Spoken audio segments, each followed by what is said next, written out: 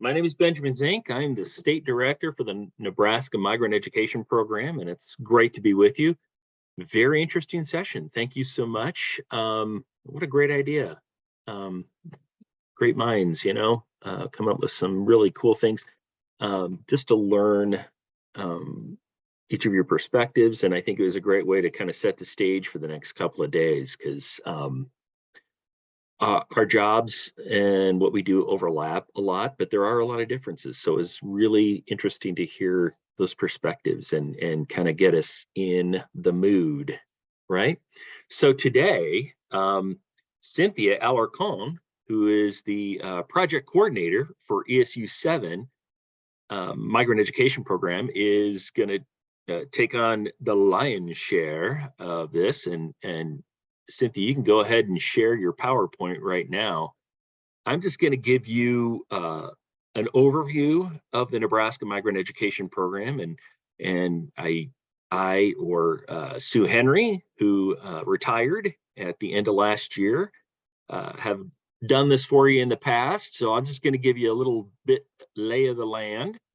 What is Title I Part C? Well, it is a program specifically designed to meet the needs of migrant students. So either the students are the children of migrant workers, or they are actually the migrant workers themselves. And sometimes that happens. And it was started in 1966 to address those needs. You think about LBJ's War on Poverty, part of that whole historic legislation, but also a public awareness of the working conditions and the poor educational situation of these kids.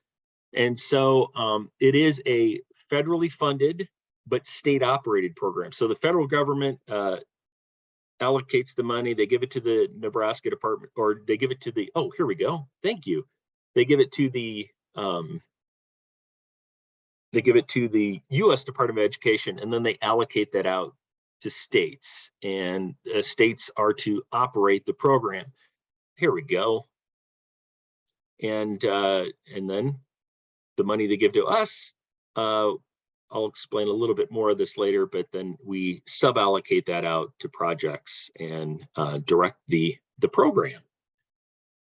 So statutory purposes, I think we're on slide number 3 now. Thank you. So every state, they have their goals, they have their standards and everything like that. We want to help migratory students reach those same goals. And so how do we do that? It's generally by providing academic instructional support. Usually it's not during the school day. It's there times when school's not set in session. So intersession programming's after school or summer to help get them caught up. You think about if you ever moved when you were a kid, and I had this when I was a teacher. You just got done teaching multiplication, and then you had a kid show up from another community, and they hadn't even started multiplication yet. And so it's like, wow, I got to get this kid up to speed, right? When do you do that? It's hard, right? So we want to do that. We want to make sure that when migratory children are moving from district to district, from state to state, they're not penalized, right? We don't want them to suffer because of these moves. So that's what we're there for, advocacy, and to help make their transition to the new community as easy as possible. We're also providing support services to help make that happen and help that ensure that transition is as smooth as possible. So we want them to have the same opportunities that any other kid has. So sometimes our program will help support or fund, just to have like an activities pass because their family can't afford it. So they can go do the same things that other kids do.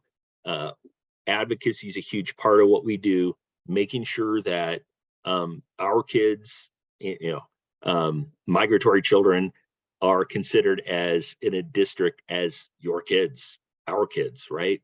they're one and the same. Because they're in your school, they're your kids. They're not these kids that are just going to be here for a little while and you don't have to care for them as much. No, it's all part and parcel, right? Public education. So we help overcome that disruption. We help with the language and cultural barriers, social isolation. You can read the whole thing out there, and benefit from state and local reform. Moving on to the unique features of migrant education. You heard a couple of these already. One of the things that we do is the state certifies whether a student and a family is migratory or not. We have a very specific criteria. So while, and we have it with schools and other people say, yeah, we got a migrant family here. Yeah, maybe. We're the ones that have to certify that though. So they're potentially migrant, or you think they may be eligible, but it's up to our state team to actually do that. And they get issued, called a certificate of eligibility, and they go into our system. So, and that's how we do it. It's called M6. And what we're able to do with M6 is to transfer records between states. So, and this again helps facilitate quickly a student so they can quickly get enrolled in the correct classes. You think this mainly applies for high school age and middle school, but it applies K through 12, making sure that they're enrolled at the correct level, in the correct classes, so they're not wasting any time. And then the other unique feature is we're to be the last dollar spent. And Ita alluded to this. We do rely on coordination with almost every kind of program and project and nonprofit and school. It is part of how we do business.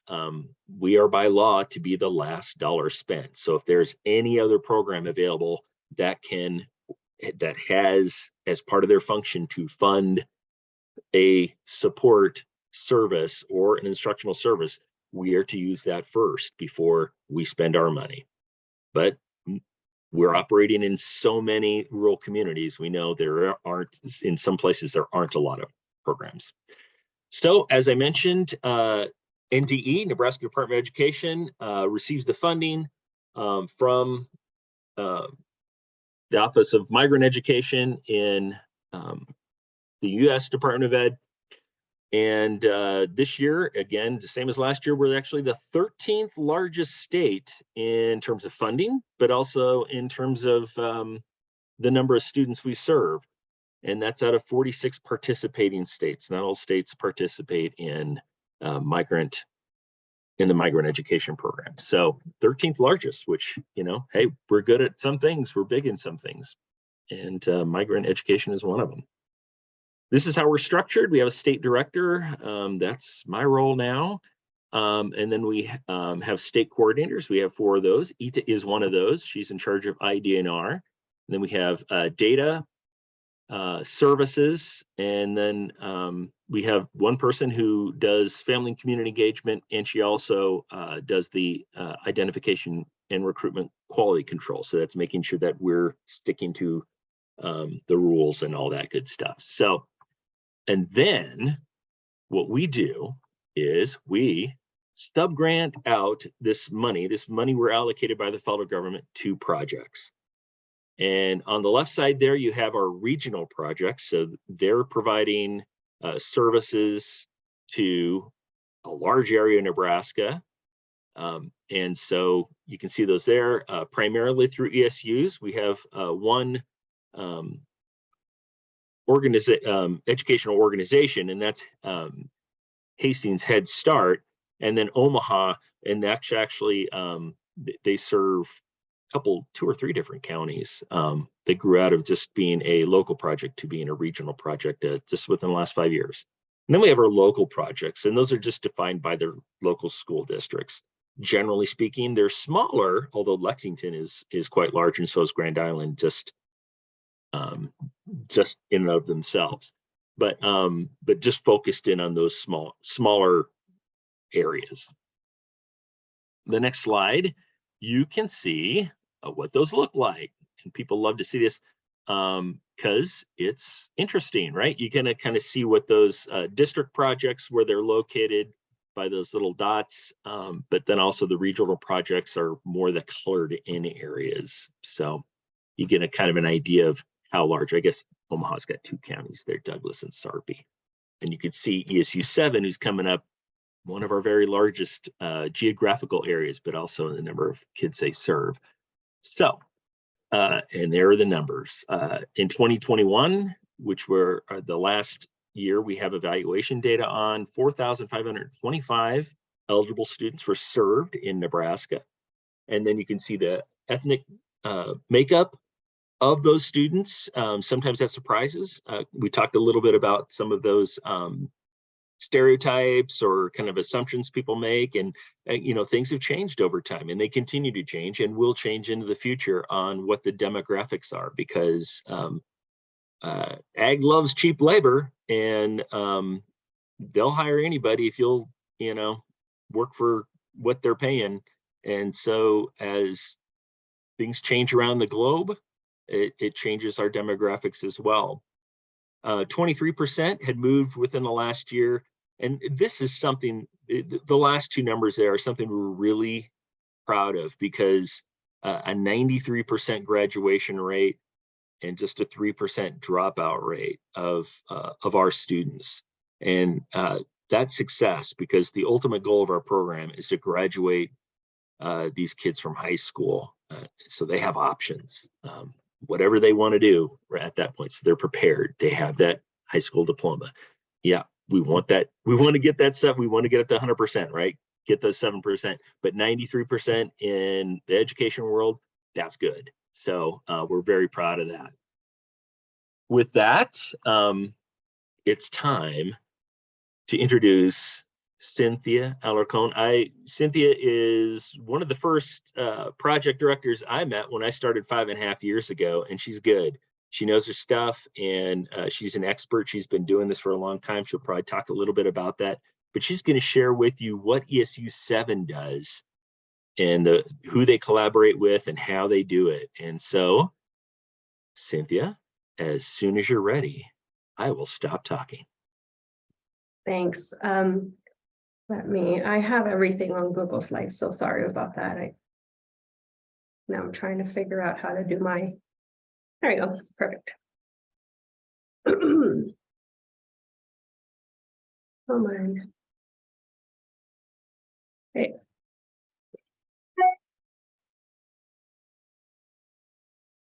Can everybody hear me?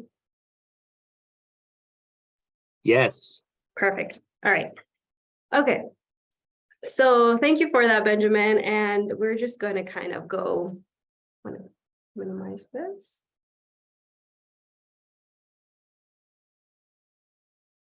All right. So like Benjamin said, ESU 7 is one of the projects that is suballocated with migrant funds. My name is Cynthia Alarcon. I have been a part of the program for 15 years. So if you've met me for 5 years ago, Benjamin, I have a feeling I've been here for a little bit longer.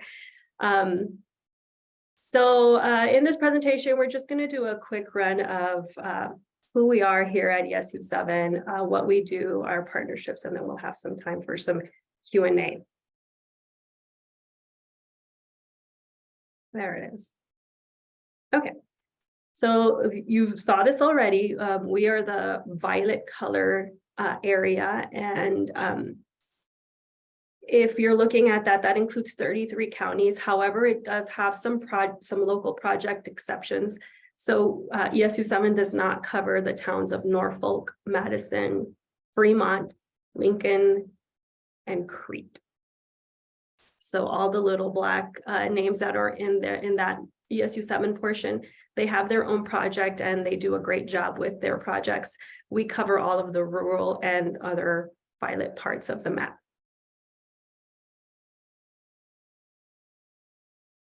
About our ESU 7 project. So we started as a project in 2008. So we're going to be celebrating our quinceañera in July. Everybody's invited. We're going to have a banda and everything. I'm kidding. So we're going to, we'll be a project we would have been a project for 15 years in July. And a lot of things have changed in the last 15 years for ESU 7 as a project. We started off with 2 staff and now we have 13.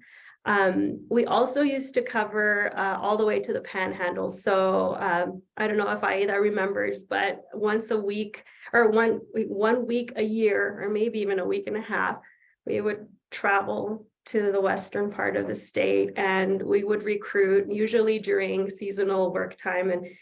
And yeah, that's kind of what we did. And then a few years went by and we figured that that's probably not very conducive to the work or efficient with staff time and services that are provided to the students. So we are very grateful for the efficiency that new projects have brought to our program, because again, all of our projects are awesome and we do want to highlight the work that everyone does, but this presentation will only be about ESU 7 because that's what I know. So aside from the 33 counties that we serve, we have our child count at ESU 7, and this is for this current performance period year, which starts in September, so September 2022 to currently we have 521 students that are birth through 21. And our program does serve birth through 21. I don't know if Benjamin mentioned that or not.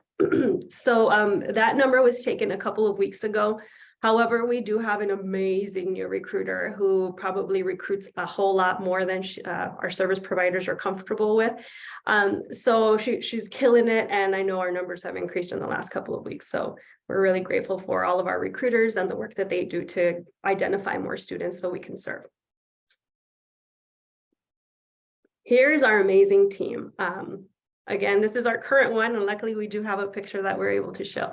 And my team is amazing, guys. And I tell them this every time that I get a chance, but they really do go above and beyond for the program. And it's really awesome to have a team that believes in the mission of a program. And I feel that we have that this time around, and it's great. So Isaura and Maria and Ana Karen cover the northern part of our area. And we kind of divide the ESU 7 area into 3 chunks, which helps us a little bit kind of keep track of who's serving where. Isaura is a recruiter, and Maria and Ana Karen are the service providers in the northern part of the state. Mayra Vargas is our data specialist, so she covers everything data, and usually I don't worry about any of it, which is pretty amazing. And she's pretty attention to detail and is great at what she does. Then we have Darlene, who is a recruiter in the southern part of the area, and Josh is a service provider in that same area. Adi is our newest recruiter, and she serves at the center part ESU 7 County area. And we have quite a bit of service providers in this area. So we have Abby, Yaribe, Natalie, Vanessa, and Melinda who help with services in that area. And then there's me, I'm the project coordinator. We are fortunate enough to have 3 teachers on staff, which is very helpful when we're trying to plan all of our instructional services to make sure that we have a lot of those components that are aligning with the students' educational needs. And then we have service providers who are not afraid to kind of get in those schools and really figure out and have conversations with educators, with principals, with superintendents. So it's really great to have this team and for them to believe in what we do. So what we do, the way I explain migrant education in general is that we do 3 things in our program. We have instructional services, we have support services, and we have activities. Anything that we do will probably always come into one of these 3 components. And since we are a federally funded educational grant, we have federal guidance. From that federal guidance, the state then does some more interpretation and has NDE establishes Nebraska Department of Education establishes further guidance like our state comprehensive needs assessment, our service delivery plan at the state level, and then we have our measurable program outcomes that are also at the state level. So after we kind of follow those 2 pieces of information, then projects are able to customize programs that would meet the needs of these students at a more local level for our service area. So because academic success is the overreaching goal of our program, services are a vital aspect to our program. And then we have two types of those services that are direct services to students, which are the instructional and the service and the support services. So we're going to talk a little bit about our instructional services here at ESU 7. So instructional services refer to assistance provided to our migrant students to enable them to succeed in schools. Some of the things that we do at ESU 7, and these are very superficial and I don't have very much information that's attached to it, but please know that there's a lot of thought and planning that goes into each of these programs. So our summer programs are pretty big. I think we've always had them since I've started. And we've kind of grown a little bit more comfortable with the way we do things, knowing that this is prime time for our students who, and any students really, that they have that regression in the education during the summer break. We really try to be the constant in that summertime, and providing those academic opportunities for them to kind of keep going forward and not have that fall slump that happens in the summer. So our summer programs were extending our summer programs. We used to do 3-4 weeks, and now we're going to be brave and we're going to go for 8. So we're pretty excited about the 8-week program in some of the areas that we serve. We do have more than one summer program, so our area is pretty huge. We find the big pockets of where we have the most students, and that's kind of where we focus in on our summer programs. We have some definitions and alignments that we have to do in terms of what those summer programs look like. But we do really try our hardest to get them busy and active in the summer. We also have enrichment programs. Enrichment programs usually happen when schools are out. So last week, 2 weeks ago, it was our spring break, and we had a spring break program for some of the schools and that were out during that time. We collaborated in partnership with different agencies. We went to the Durham Museum. They had the exhibit for superheroes. So it was really exciting to see those students, and we had quite a bit of kiddos. 2 busfuls of students. We invited parents if they were available. So we did have them in that enrichment program. Other enrichment programs here and there when schools are out, we really try to get some programming done and give them opportunities that they probably wouldn't have otherwise had. And a lot of the times they don't do very much at home. So we really try to have them active. You know, we'll get them lunch to something they really like, oh, let's order pizza, or, you know, when not a lot of kids are here, like, oh, how about we get McDonald's? And of course, kiddos come over and they have a really great time. We have in-school support, which is what a lot of our secondary and high school, well, middle school and high school service providers do. They go into the schools and make sure that they're, complementing that student in whatever subject they may need. If they're not receiving services. Thank you. She's great. She even brought me water.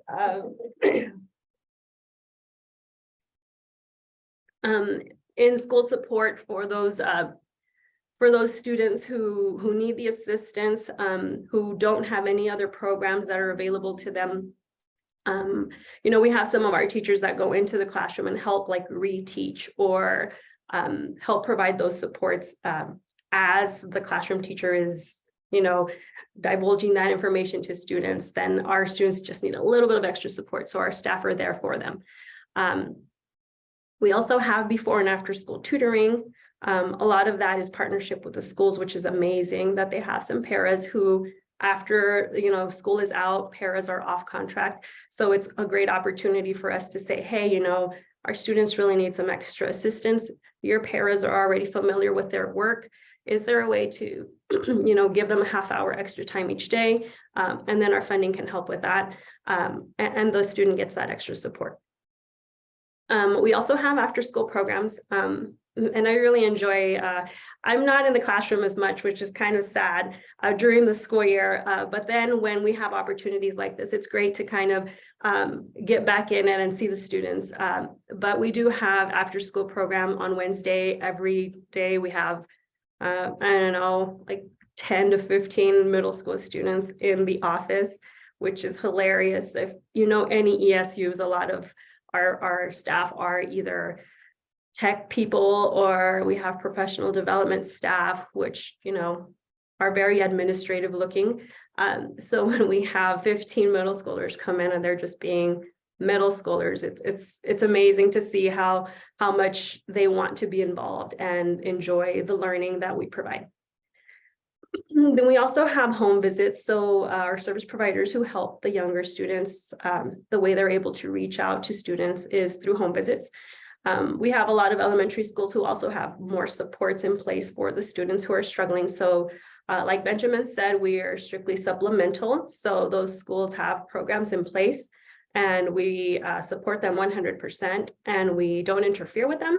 However, when our students are still lacking some of that academic structure, then we're able to provide home visits and do some activities with them, do some readings with them, and then kind of help them catch up in that way.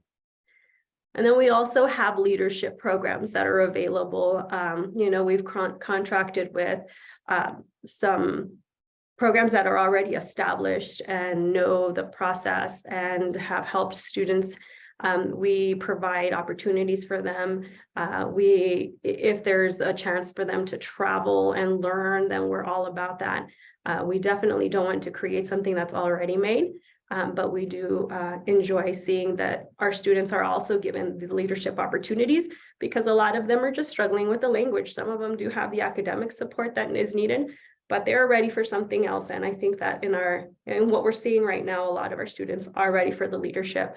And that component is huge when we're talking about giving them the opportunity to belong and to feel confident and advocate for themselves. Here's some pictures. I love pictures. Picture says, and it does, it really takes over a lot of the wording that we're doing. So the great thing about having teacher and staff members that we have on our team is that a lot of these programs that happen, I don't have to plan myself. We have an awesome team that are able to plan a lot of these things. And I really just kind of sign off on the actual plan and show up to take pictures, which is amazing. So in our quest to the Durham, we had, I don't remember how many kiddos, about 70. Each of them had a little name badge that they were able to create their superhero name. And then we, you know, had lanyards for them. Here's our staff member. We took them out to Pizza Ranch after the Durham, and it was just a fun picture because a lot of our students actually, it's great to have a male on staff, and we haven't had one forever, and a lot of the kids gravitate toward him. So it's really awesome to see that even our older students are there. And then here's some pictures of home visits, some other enrichment programs that we've had. So it's really great to see also that. And then, oh, I don't think I like that. Okay. So we have, oh shoot. Sorry, I have two screens going. All right. So then we have, oh, and another thing on instructional services is a lot of those that I just showed and shared with you are for school-aged children. Our service providers and staff and teachers on staff also help a lot of the students who aren't in a school setting quite yet. So a lot of our preschoolers who probably don't have preschools within their area, or we have students that are not students, but older children who are called our out of school youth, our OSY, who are here to work and still continue to need some instructional resources. Maybe not in a school setting, but you know, if they need help with a GED that they might be preparing for, or English classes. So those are things and different processes that we have in place for the students that are not students in a school setting. Support services refer to services that contribute indirectly to a student's success, academic success. So it might not be within that school setting, but you know, having these things available to students really does help and enforce that success at school.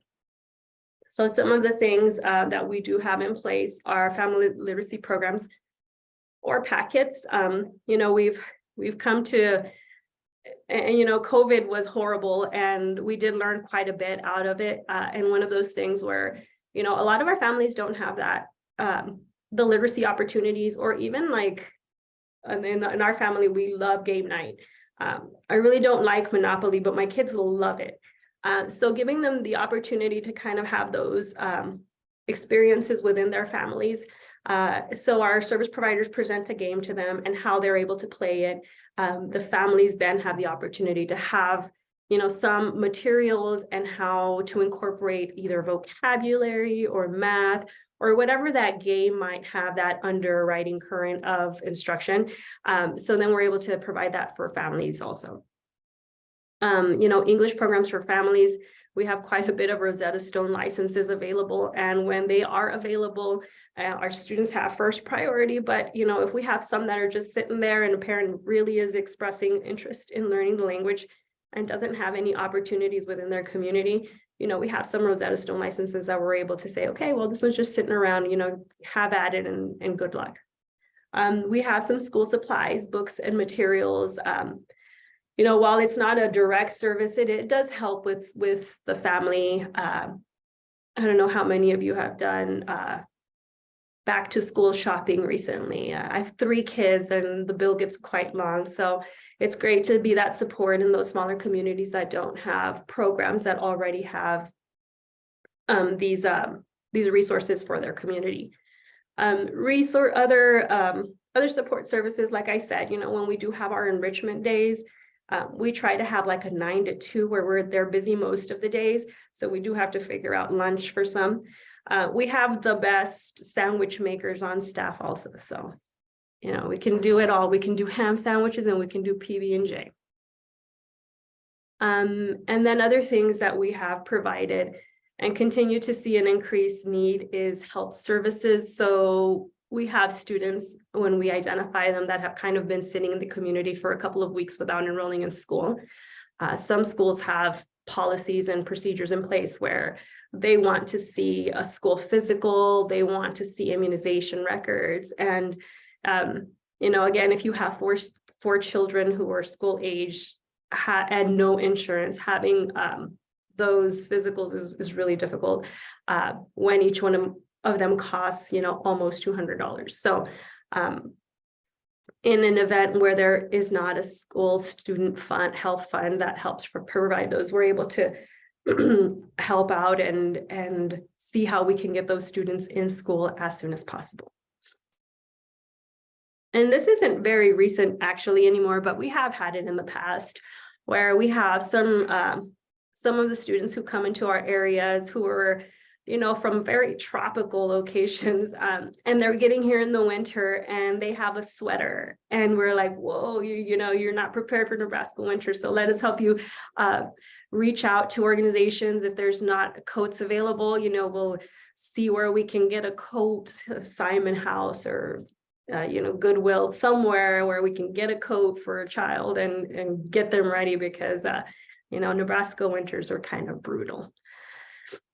Transportation, when we have summer programs, when we have enrichment programs, after school tutoring, a lot of our parents are working in the packing plants or, have off schedules that are not conducive to pick up and drop off during school hours. So we do help if the child needs the assistant, and it's something that we're putting on. We definitely help provide or arrange that transportation for them. And then we have referrals through partnerships as well that might help in this situation. And then we have activities. So activities is more of a totally indirect benefit to students, but it's still very helpful in organizing some of those programs and services. So activities would be like program administration. So a lot of what I do is an activity for the program. Other things are parent involvement. I have a little bit of a tiff when this happens, but it is in federal guidance because, you will see that when parent involvement is, it does impact student achievement. So when parents are involved in their child's education, it does show a direct correlation with student performance. So while it is an activity in migrant programming, know that it is very important also for the academics of the student. So our parent involvement activities, we have a parent advisory council. I think we have 3 parents who serve on the state PAC, which is nice to have, very active too, and really nice ladies. We have monthly family and community engagement meetings for parents, and these are via Zoom. But a lot of the topics that are discussed are topics that they have brought up, or topics that have come up in our local comprehensive needs assessment. Other types of activities, we have identification and recruitment. So a lot of what our recruiters do on a day-to-day, that is an activity. Outreach or community events. We love to kind of do things with communities. You know, they have events sometimes. I remember we used to do Sundays in the Square a while back, and it was just open to all the communities. So we would take an activity that was able to be done with any student, any age, I think up to 8. And then the program, that the community then knows about your program. So it's really good outreach, really good opportunities to kind of have the community know about us. So again, those are all activities. And then any partnership meetings that we do have, those would be activities. Okay. All right. Is there any questions up to this point? I haven't been monitoring the chat box, sorry. We do college visits. Thanks, Melinda. College visits are huge too. I think in that preparation for higher education, our kids really love it and they love the experiences. And I'm not entirely sure why a lot of high schools have kind of gone away from that. And it's now like up to parents to do college visits. And it's really awesome to partner with some of the colleges because now they have like Spanish speaking visits days, and that's really great for our families. And a lot of our families do actually attend, which is great. Okay. All right. So now that we've talked about pictures. Another activity that we've done, we've helped facilitate the Latino Summit. So last year we had about 600 students come to Columbus, to the community college. So that's a picture of Latino Summit. A couple of weekends ago, we also had the Nebraska Migratory Family Conference. And we had parents that it was great to see them involved. We had quite a bit of parents attend also. And they were doing an assignment there. I think it was like a storytelling assignment, which was kind of cool. And really when you have parents doing activities with the group, and they are very fun to work with, and the things that they say sometimes it's great to hear. And then this is program administration. This is my awesome bookkeeper, Carolyn Cook, and this is our feeling after we turn in our grant every year. So, woo-hoo. All right. So the last part of my presentation is going to be talking about partnership. So partnerships are in federal guidance. You know, we want the communication with as many partners as we can. We want to have it be, you know, a contribution where we are providing a partnership to them and they are providing a partnership to us. And we need these partnerships to kind of rely on each other, the services that are able to be provided for the communities that we serve and the populations we serve. So activities are, like I said, in guidance. Okay. And the day-to-day partnerships that we do have within our program here at ESU 7, our school districts, like I said, our staff members are consistently talking to school staff, to school administration. We identify those partnerships in our local comprehensive needs assessment, and through coordination of services.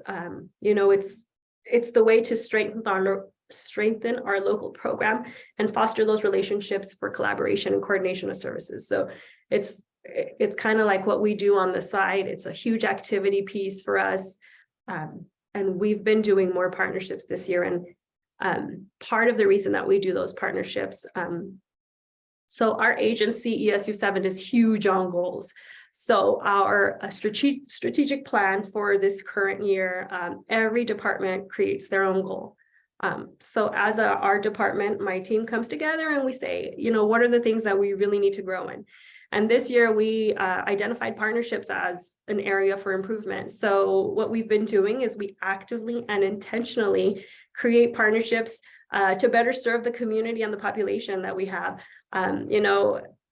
Every all staff meeting we have 5 all staff meetings throughout the year. We have to report out, so it's great accountability also. So our partnership goal was that each staff member will attend 2 different partnership meetings or make those 2 partnerships throughout the year. And not only just kind of attend a meeting and then, hey, I did one, but actively seek those opportunities where we can partner together. So it's great to see that as well. And I do have a few of my staff here. Hopefully they're able to unmute quick and we can transition. And what they're going to be doing is they're going to be talking about one of those partnerships that have been beneficial and how they've been able to create the partnership, how it's been beneficial, and what the hope is for the future. So Josh, if you're on, you're up.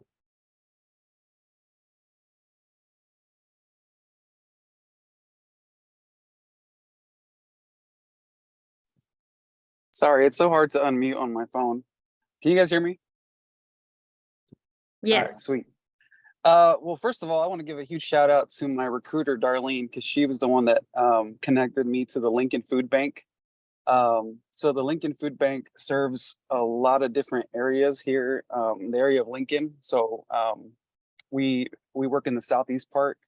And so one of the biggest things that they do is that they have like a calendar online that you can look on and you can see what places are giving out food for free in the area. So about once a month they do like a pantry, like a food pantry at the actual food bank, and it's free. They don't ask any questions. You just roll through, they fill up your car, and you can go. So that has been huge for a lot of my families that had just moved here, because they're waiting for a paycheck. They're waiting to see. There's times that they have other payments that they have to do. So food is really hard to get. So we have worked with Anna at the food bank. She's an outreach person there.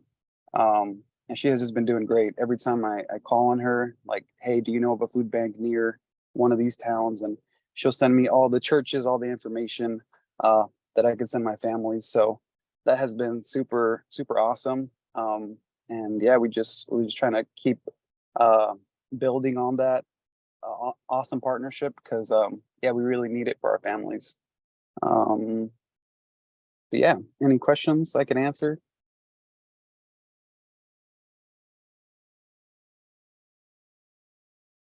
All right, thank you, Josh. Yep. Next up, we have Maria Rodriguez, and Maria helps in the northern part of our area. So she has a couple of partnerships that she's going to talk about.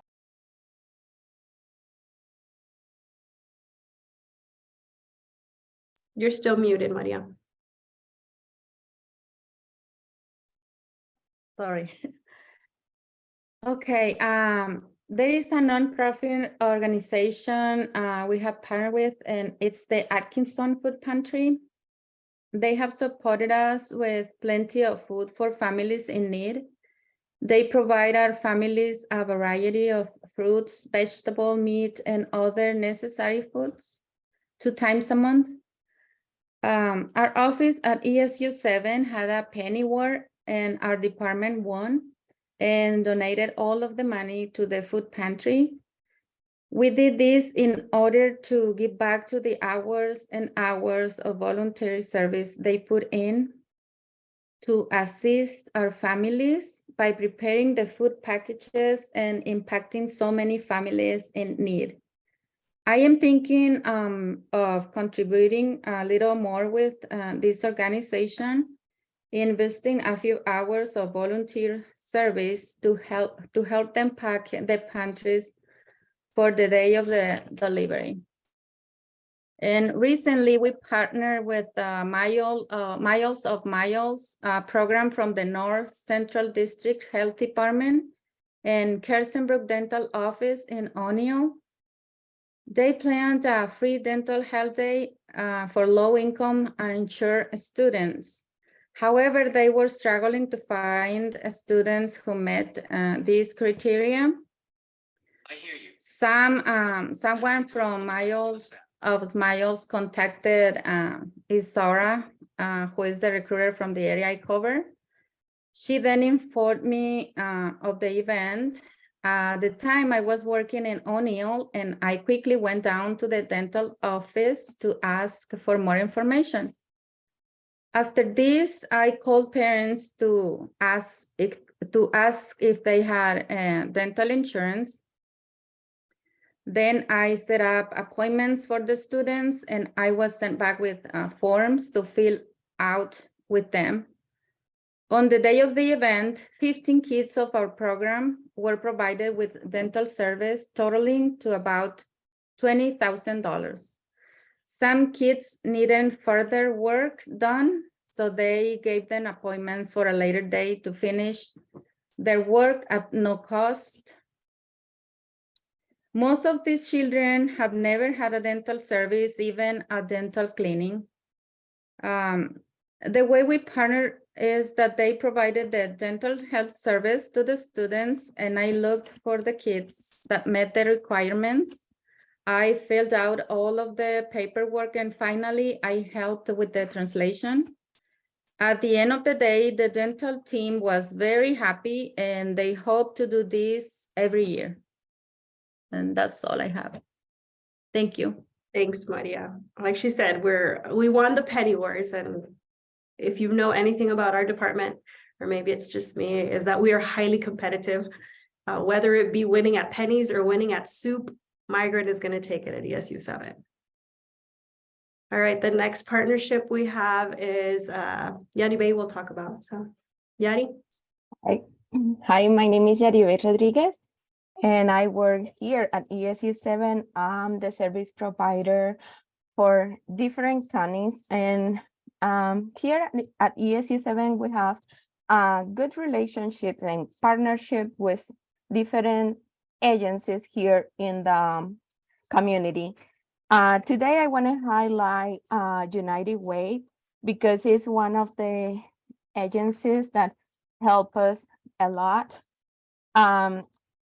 So I have a recently a story to share that happened to one of my family here in Platte County.